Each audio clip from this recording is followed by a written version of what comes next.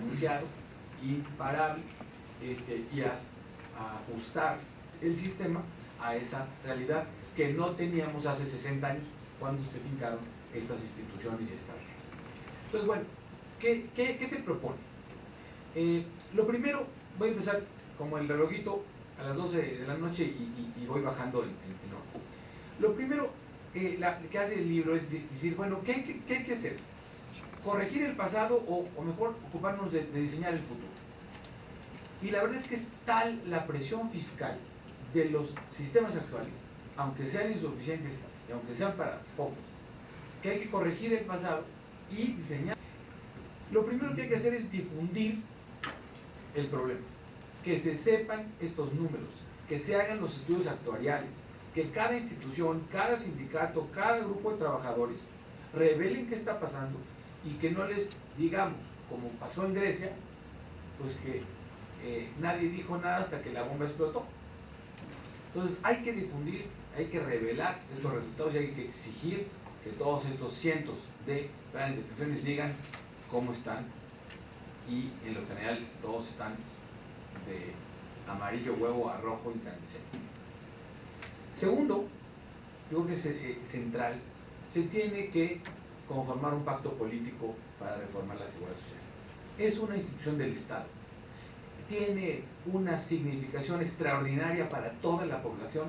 No podemos ir a una discusión legislativa donde, si por una ley ha pasado lo que ha pasado tantas veces, de dilemas y de disfunciones y de desacuerdos, pues una reforma al sistema de seguridad social del país pues requiere antes que nada un pacto político. Y yo percibo que hay muchas más coincidencias que diferencias entre los actores políticos. Yo soy de los optimistas que estoy viendo que se están conjuntando las condiciones, las opiniones técnicas, académicas, empresariales, de grupos de interés, el sector público, de los partidos políticos, etcétera, para que esto no se deje sin solución.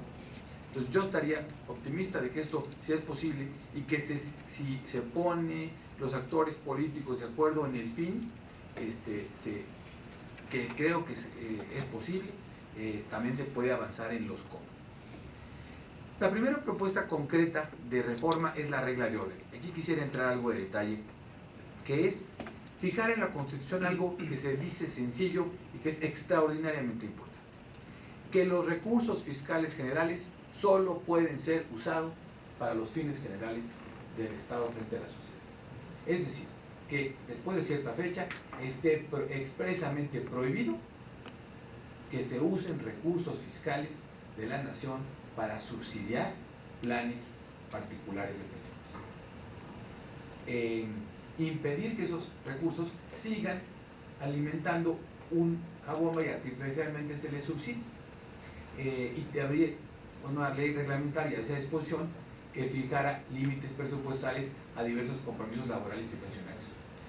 Ejemplos: con el IVA que pagaron hoy en cualquier lugar que compraron o comieron, se están pagando y subsidiando de manera indirecta las pensiones del Ayuntamiento de Ciudad Victoria, o las pensiones del Organismo Público de Agua Potable y Alcantarillado de Culiacán, o el déficit de pensiones de la Universidad Autónoma de Colima, o el déficit de pensiones de los trabajadores del Seguro Social. Los contribuyentes están pagando todos esos déficits y ni siquiera son miembros del sistema, mucho menos beneficiarios. Y eso es un asunto que hay que corregir, porque además corrige de fondo los incentivos para entrarle al problema.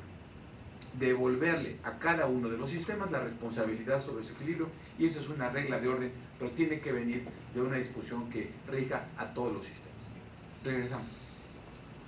Junto con la regla de orden, habría que fijar una etapa de transición. Yo en el libro que publiqué, por favor, entramos,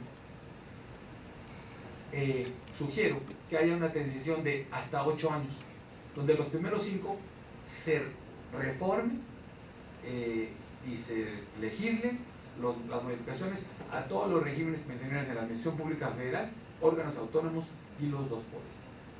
Y hasta 8 años para los sistemas estatales, municipales y de las universidades públicas. De tal suerte que en un horizonte relativamente corto, que es de 8 años, todos los regímenes de pensiones hayan tenido que hacer la tarea de hacer los números y hacer sus reformas contractuales, legales, pero reformas. Es decir, hayan tenido que enfrentar la realidad de cuánto tengo que gastar y cuánto tengo que aportar. Y no estar esperando que estos sistemas se financien con el dinero de otros. Pero como las cosas toman tiempo para hacerse y hay 138 puntos de salida diferentes, pues hay que dar una etapa de transición y acompañarla de fondos de apoyo. Es decir, que el gobierno nacional, por favor entramos, soporte financieramente estas reformas. Porque las reformas a las pensiones cuestan. Antes de que ahorren, cuestan. Si son paramétricas, cuestan porque hay que poner más contribución de los patrones. Si son paramétricas, cuestan porque hay que hacer modificaciones a los beneficios, a los accesos, en algunos casos nivelar requisitos, etcétera. Costarán efectivamente, además de que no se tocan a los pensionados, que creo que es una obviedad, que quien ya tiene un derecho adquirido legal, pues no hay por qué tocárselo retroactivamente. Pero, ¿cuánto pueda costar esto? Pues a lo mejor cuesta 5 o 10% del Producto Interno Bruto. Pero vale la pena invertir como nación ese dinero a solucionar el problema y no a seguirlo subsidiando. Entonces, habría que tener un mecanismo para financiar las transiciones de todos estos regímenes y un fondo de última instancia, que explico en el libro, para hacerle frente a las contingencias después de esa transición, que siempre aparecerán diversos problemitas pequeños, digamos, individuales, casi casos particulares, que habrá que pagarlos como última instancia y hacerle frente a esas contingencias. Entonces ya tenemos una parte de la propuesta, gracias, que es que se sepa el problema, que haya voluntad superior de que se tiene que resolver, y para favorecer se pone una regla de orden con un periodo de transición y con respaldo financiero a las instituciones que tienen que ser reformadas. Si van a cuentas individuales, pues puede ser que requiera bonos de pensión y hay que tomar deuda de largo plazo para hacerle frente a esas obligaciones. Algunos sistemas pequeñitos, lo que hay que hacer es liquidar esas obligaciones y recontratar a los trabajadores, pues eso cuesta. Yo no me inclino por la solución A, B o C, cada quien tendrá que ver la suya, pero hay que ayudarlos a que esas cosas sucedan. La siguiente propuesta es la creación de una entidad, que hoy puse Garantesol nada más por nombrarlo, el Consejo de Garantía de la Seguridad Social. Pero si podemos entrar, por favor. El problema de las pensiones hoy día no tiene dueño, y por eso ha crecido tanto y no se ha sabido que está creciendo de esa magnitud, porque los sistemas legalmente están fraccionados, dispersos en 3 niveles de gobierno, y no hay nadie hoy en el país que sea una autoridad que revise, que supervise, que fiscalice todos estos sistemas para que las cosas no empeoren. Entonces se requiere de ese agente institucional que se propone, sea un órgano autónomo, con carácter vinculante, es decir, con dientes, para que cualquier reforma pensionaria que se pretenda hacer en el futuro tenga que ir a ese órgano colegiado técnico y diga: señor presidente municipal, usted no le puede aumentar 20% a los pensionados porque usted quiere, porque tiene que soportar eso como una obligación permanente en adelante. Y si lo va a hacer, pues tiene que decirnos cómo se va a financiar. Eso no ha pasado nunca, y por lo tanto pues han crecido las obligaciones, crecido los beneficios, aumentado el valor de las pensiones y el acceso a ellas sin fondearlas. Entonces, y el primer mandato que tendría este órgano autónomo es supervisar precisamente esa transición de 8 años y la aplicación de los recursos que el Estado-Nación diera para esta. En la parte de diseñar el futuro, pues yo coincido con muchos de ustedes que hace muchos años, empezando por José Narro Robles, pues han hablado de la necesidad de reformar la seguridad social y vincularla a derechos sociales. En el libro se habla de eso y se describe algo que yo le llamo las obligaciones base del Estado.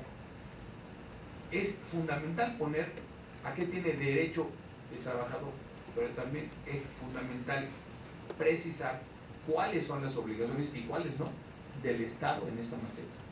Y por lo tanto, esas obligaciones sí se deben financiar con recursos generales, pero las otras no, justamente en consonancia con la regla de orden, para que los recursos públicos estén financiando obligaciones generales del Estado, obligaciones, como dice ahí, que fuera un sistema articulado de derechos en torno al artículo 5º constitucional. Ya si se mueve o no el tema de salud del 4º al 5º, es un asunto que le tocará discutir en su momento a los abogados y a los legisladores. Creo que no, tampoco es el tema, pero es alrededor de este artículo como mecanismo. Estas obligaciones base son el mecanismo para alinear los ingresos fiscales con los gastos generales. Es un instrumento para transparentar la universalidad de los beneficios. ¿Quién está pagando qué y quién lo está recibiendo? Es un concepto además vinculante para lograr el calce fiscal, es decir, que no haya un presupuesto en diciembre 31 donde no haya el dinero porque los legisladores decidieron no darle dinero al presupuesto de ese año. No, es una obligación del Estado y tiene que estar, y es vinculante hasta para los propios legisladores. Y es una disposición útil para erradicar los beneficios extranormales, como le decimos los economistas, que hay en la sociedad. Es decir, estas disposiciones de rentas muy grandes, impresentables, financiadas con los recursos de los demás. Además tendría que conservarse otro tipo de prestaciones que no necesariamente serían de la Seguridad Social Universal, sino prestaciones ligadas a trabajo formal, como son la vivienda, las guarderías, diversos servicios sociales y culturales y préstamos que hay en los regímenes de seguridad social. Una siguiente recomendación es que la seguridad social se componga de dos pilares separados. Uno, la salud, y dos, la protección al ingreso. De eso se ha dicho reiteradamente, que la solución de institucionalizar en una sola persona la dirección, o en un órgano colegiado, la dirección de dos objetivos diferentes, con coberturas diferentes, con poblaciones diferentes, con riesgos diferentes, con marcos legales diferentes y con fuentes de financiamiento diferentes, no es buena solución. Y ya nos pasó, que podemos entrar por favor, que cuando en los años 70 y 80 se acumularon reservas pensionarias en el Instituto Mexicano del Seguro Social, alguien dijo, oye, pues aquí hay mucho dinero y no se va a usar sino así. Pero este siglo estaba en tal apremio y escasez de recursos del ISSSTE, que decimos, teníamos 1,000 millones de pesos, ¿qué hago? ¿Pago pensiones o compro medicamentos? Y pues pagamos pensiones. Y perdió el seguro de salud recursos que se estaba drenando del déficit de las pensiones. Entonces, claramente es mejor, es más sano y es más transparente que en un mismo sistema nacional de seguridad social haya dos pilares constitucionalmente reconocidos, pero gestionados orgánicamente separados para no mezclar las peras con las manzanas, y se propone entonces una institución que sea el administrador, supervisor y financiador de los servicios sanitarios a nivel nacional, y un instituto de protección al ingreso que se encargue de la obligación de garantizar el pago de esas pensiones universales, de esas obligaciones del Estado a cargo de la Hacienda Nacional. Y creo que es muy importante esta visión, y quienes hemos tenido el privilegio de estar en la Seguridad Social varios años, yo he estado en el IMSS y en el ISSSTE, pues vemos claras ventajas de que esto suceda y que cada uno de estos pilares rinda cuentas y se gestione adecuadamente. Por último, un organismo recaudador, porque el Seguro Social no se diseñó para ser una autoridad fiscal autónoma o ser un buen recaudador. Y ahora tenemos un sistema de datos en RENAPO, otro sistema de datos en el sistema de administración tributaria, otro sistema de datos en el ISSSTE, otro sistema de datos en el IMSS. La verdad es que ahí hay una gran oportunidad de ahorros, de economías de escala y de eficiencia para que este organismo autónomo se encargue de la cobranza de la Hacienda Nacional y de las obligaciones base del Estado. Podría ser el SAT ampliado o podría ser otro. A mí en lo personal me gustaría que el SAT se ampliara para ser el recaudador de estos recursos nacionales y que potenciaría muchísimo el uso de la información, además de que evitaría redundancias administrativas, gastos. Daría mayor seguridad jurídica, porque serían las mismas reglas de aplicación frente a los trabajadores y a los patrones. Hoy no voy a entrar en eso, pero muchas disfunciones con este tema. Y sería ese organismo autónomo encargado de hacer llegar los recursos para financiar las obligaciones generales del Estado en materia de seguridad social. Así que ese es un sobrevuelo de las propuestas que se hacen para corregir estructuralmente los sistemas actuales desfinanciados de servidores públicos y rediseñar un sistema de protección al ingreso con cobertura universal por diseño constitucional, con financiamiento general por recursos fiscales federales, pero acotado a esas obligaciones y todo bajo el auspicio de una autoridad que es la supervisora de todos estos regímenes para darles seguimiento, orden y estabilidad. Ese sería el comentario. Gracias.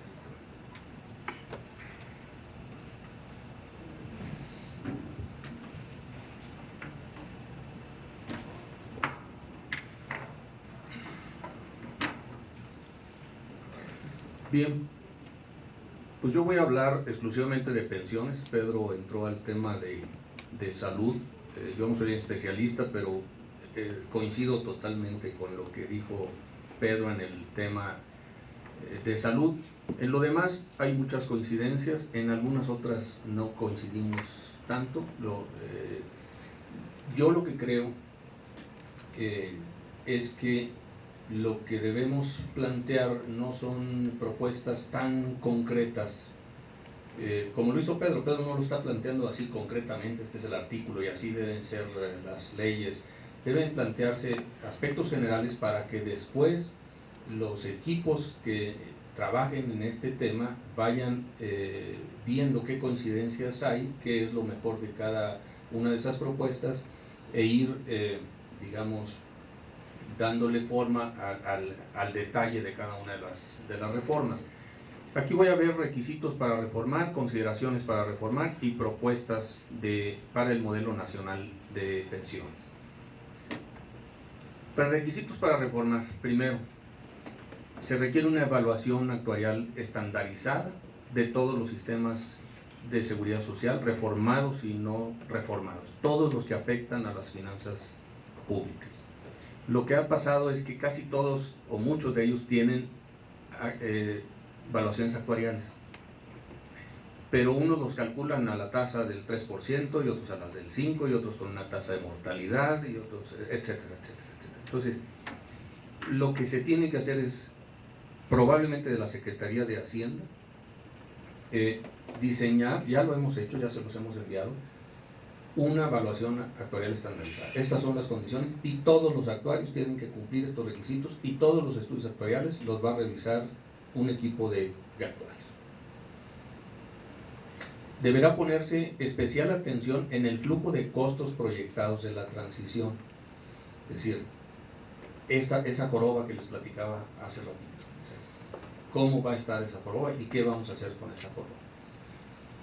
Otro prerequisito para reformar es diagnosticar políticamente, socialmente y jurídicamente cada uno de los sistemas de pensiones públicos. Como les platicaban hace un ratito, casi hemos participado en una gran parte de las reformas de los sistemas de pensiones en México. Y la realidad es que el diagnóstico, la parte actuarial, es probablemente el 90%, digamos, del problema y de la solución al principio de una negociación. Una vez dado el diagnóstico, el estudio actuarial se convierte en el 1 o 2% y todo lo demás es político. Entonces, hay que tener mucho cuidado en diseñar esquemas que equilibren lo político, lo social, lo económico y luego darle sustento jurídico. También tenemos que considerar que, o sea, para hacer un sistema nacional de pensiones, que en México ya lo dijimos muchas veces, pero para llevar el orden, no existe cobertura universal, que las cuentas individuales del IMSS no serán suficientes para una pensión digna. Yo quiero hacer aquí una aclaración, porque en el comentario de Bere se decía que, no, sé que no lo dijo con esa intención, pero que las cuentas individuales pueden no funcionar. Yo estoy convencido de que las cuentas individuales funcionan siempre y cuando se les aporte bien. Es decir, no es un problema de que el esquema de cuentas individuales no funcione. Es un problema, primero, de que le aportamos el 6.5% del salario con otras cosas, ¿no? Cuota social, etcétera. Pues hagamos cuentas y le aportamos el 6.5%, y me voy a atrever a decir, y las Afores nos roban el 1.5%, entonces estamos aportando el 5%. Y si aportamos el 5% durante 40 años, vamos a juntar 2 años de sueldo. Y si nuestra esperanza de vida son 20 años, pues nos va a tocar el 10%. Pero si le aportáramos el 30%, pues entonces estaríamos